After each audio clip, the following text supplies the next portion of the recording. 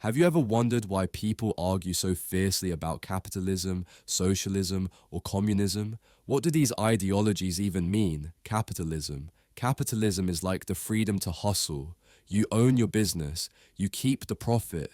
The government mostly stays out of your way. Got an idea for a coffee shop or an online store? In capitalism, you don't need government approval, you just go for it.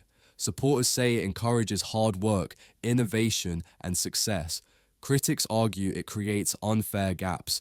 Rich people get richer and poor people get left behind. Liberalism. Liberalism is all about freedom of choice. Believe what you want, live how you want, as long as you don't hurt others. It fights for human rights, free speech, gender equality, and open markets. Example, even if someone shares a weird opinion online, liberals defend their right to say it. The goal? A free and fair society for everyone. Conservatism. Conservatism says, don't change too fast. It values traditions, religion, family, and social order. Change is okay, but slowly and carefully. That's why conservatives often oppose things like same-sex marriage or rapid cultural shifts. They believe long-standing customs exist for a reason and help hold society together. Socialism. Socialism is about fairness. It wants to reduce the gap between rich and poor by sharing wealth more equally. The government plays a big role running schools, hospitals, and utilities to make sure everyone gets basic services. Example, in a socialist system, healthcare is either free or very cheap for everyone. Fans say it's just and humane. Critics say it kills motivation and innovation. Communism. Communism takes socialism to the extreme. No private property, no rich, no poor. Everything belongs to everyone. People work based on their ability and take what they need.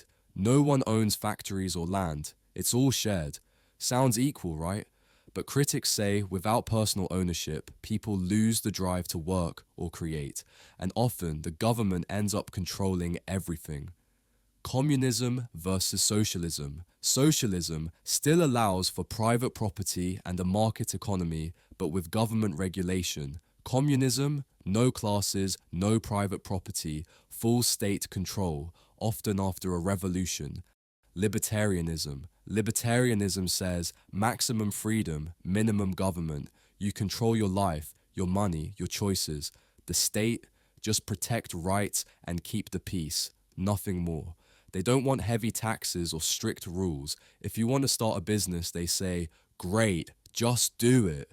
To libertarians, the biggest threat to freedom is too much government. Nazism. Nazism was a dangerous ideology, born in Germany under Hitler. It believed in racial superiority, specifically that the Aryan race was above all others. It led to dictatorship, war, and the murder of millions. It's a dark reminder of what happens when hate and absolute power combine.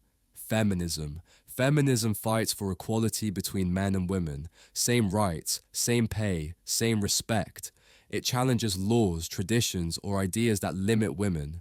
Example, if a woman gets paid less than a man for the same job, feminism says, that's wrong, fix it. At its core, feminism is about justice, not just for women, but for everyone. Republicanism, not to be confused with the US political party, this is a system of government. In a republic, leaders are elected by the people. No kings, no lifelong rulers. If politicians mess up, the people can vote them out. It's democracy in action. Power belongs to the people. Separatism. Separatism is the idea that a group or region should break away and form its own country. Why? Maybe cultural, religious, or historical reasons. Example, if a region speaks a different language and feels ignored by the government, it might seek independence. Sometimes it's peaceful, like through referendums.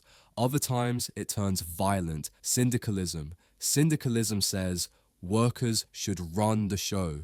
Forget bosses or rich owners. Factories, businesses, even politics should be controlled by strong labor unions. The belief is simple. The people doing the work should make the decisions. It's a bottom-up approach to power, often skeptical of both big corporations and governments. In the end, each ideology sees the world through a different lens: freedom, equality, tradition, justice, or power.